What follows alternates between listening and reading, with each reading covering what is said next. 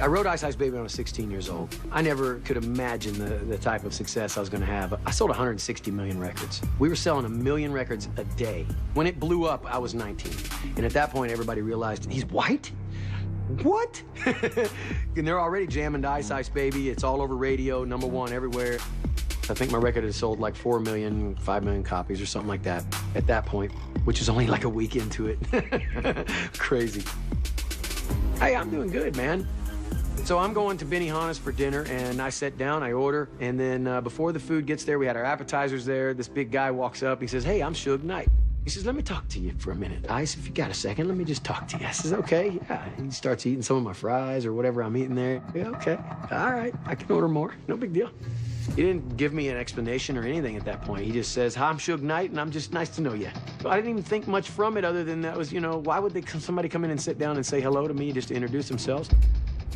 A little time had passed, maybe 3 weeks to a month. I go back, I check into a hotel in LA, somewhere close to the Beverly Center there. I'm with my DJ, Earthquake, and 2 bodyguards. I walk in the room, pull the key out, and I look in there, and Suge's already in the room with about 5 other guys. And I'm like, whoa. And he goes, hey, don't be alarmed, come on in. Suge did tell my bodyguards to shut the F up and just stand over in the back. Did I see guns? Yes, many of them. Suge just says, you know, Rob, me and you, let's go to the balcony and talk. And he brings a stack of papers, about 300 papers thick. The story that has been told is that I was hung over a balcony, which has never happened. He didn't hang me over the balcony. He took me to the balcony to talk to me. I got it. You don't have to hang me over. I didn't want to question that or test that water, so to speak. It looked like it was freezing, and there was ice crystals floating across of it, so I didn't want to jump right in. You see what I'm saying? Didn't look like a hot tub to me. So I signed the pieces of paper there, and it allowed him to have a few points on the record to the extreme, which turned out to be worth millions of dollars. I didn't know. I'm young. I'm 19, you know. Then I start thinking back on things and going, so that was all about the money for Suge, okay.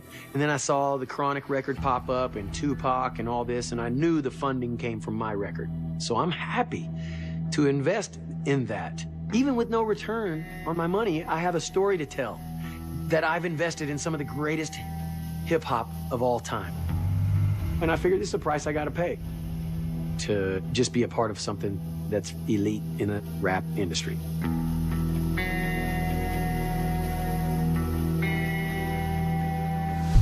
We gave Mario Johnson $400,000 advance. Suge's deal is he got a 25% management fee. So he made $100,000 off that advance. It's the most money he'd ever made. He came back, must have been a couple weeks later, and says, I got another client. He brought in Doc and Dre. No one could do it better. Came out, it made a huge splash. Like, oh my God, this is the next guy. You know, I made it to that position. The DOC was